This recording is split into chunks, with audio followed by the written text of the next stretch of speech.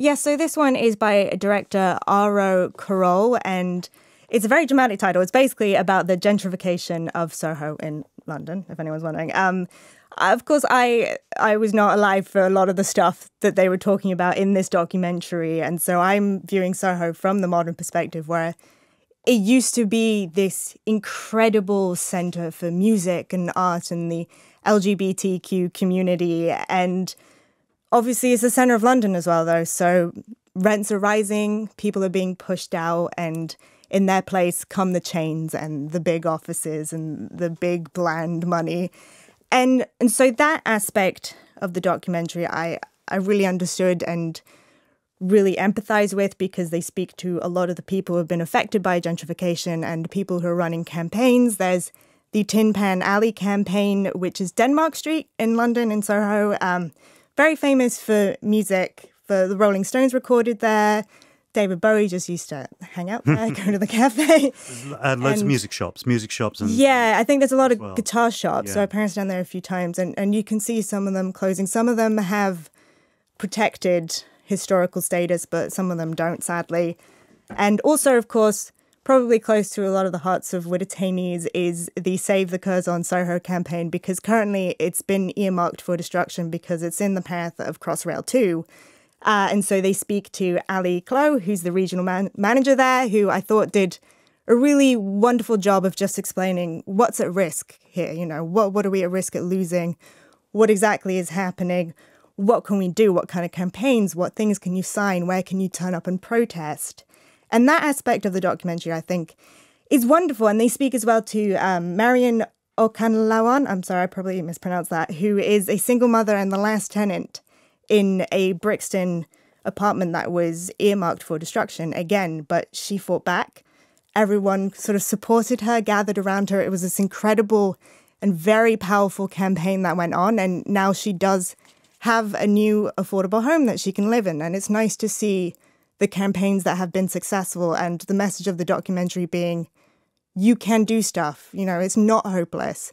There is a future in which you can fight and you can speak up.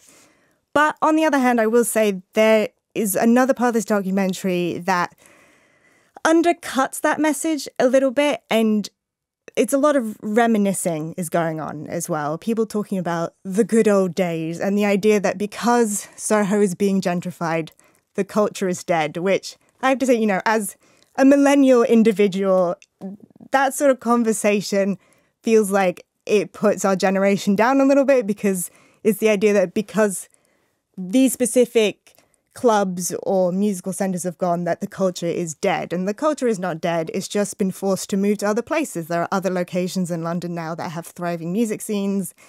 Other cities in the UK have thriving music and art scenes and LGBTQ centres.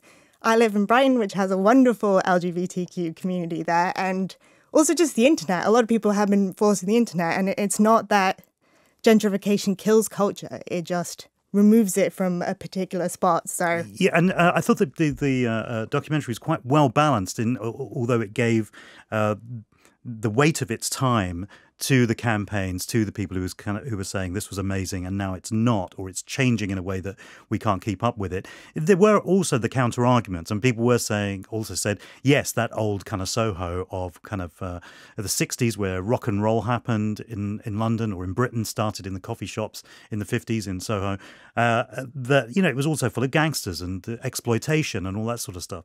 And I remember when I was a kid, you know, it was a no-go area. I mean, it was exciting because it was there, but I think I walked through it twice, and I was petrified as I walked through. And that's it's nothing to be kind of like, you know, write home about. Yeah, Come to this place, it scares you. Yeah, it's weird because the documentary seems to glamorize that aspect of it, that Soho should be dangerous, which, as I have to go there all the time, and I would rather it was safer so I can walk around. Well, for me, actually, then ultimately, because initially I was thinking, well, I never went to those kind of clubs, and, you know, that flamboyant cabaret scene is not a scene that I've ever been part of. But then I slowly started to think, actually, you know, this is about community, and it's about what makes a city, you know, what makes a community, you know, to have those elements of creativity that come from diversity, particularly. Yeah. The great ideas come from diversity, and these groups who feel that they're losing a voice, that's what they're trying to hang on to.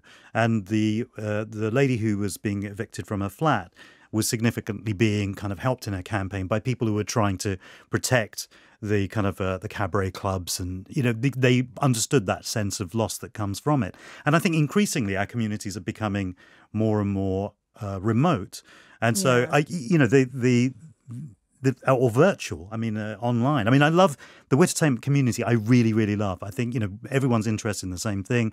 Everyone loves Mark and Simon. They will love this show. And the Hello to Jason Isaacs has gone around the world. And I've had it said to me, on the stage of graduation at Sussex, and also quite recently, and I can't go into any more detail, but even at Buckingham Palace, somebody came up to, wasn't a royal, came up I was to hoping me. It was I know. I thought, can I keep it vague? Hello to Jason Isaacs. Hello to Jason Isaacs. But and that's a wonderful feeling, because it's a sense of community that happens through it.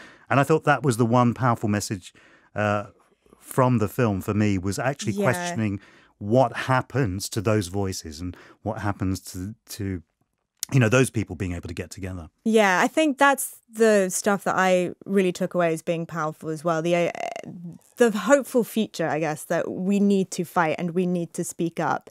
And the issues that I had with it was that talking about a past as if it's dead and it's never coming back and everything's safe now, I think undercuts that message in a way, because you're saying that there's no hope because it's gone. Soho's terrible and boring now, which I think if you go to Soho now, there are still clubs and these incredible centres, and there's still a cabaret community that's really thriving there. It's struggling because, of rents and being pushed out and the gentrification aspect. But to talk about the community as being dead or gone, I think sort of, I don't know, it undervalues it in a sense. Well, if they're being priced out of the centre of London, then the centre of London loses that kind of element. But they don't disappear. They're still there. They just have to force to move other places, I guess. Yeah, or just pay more.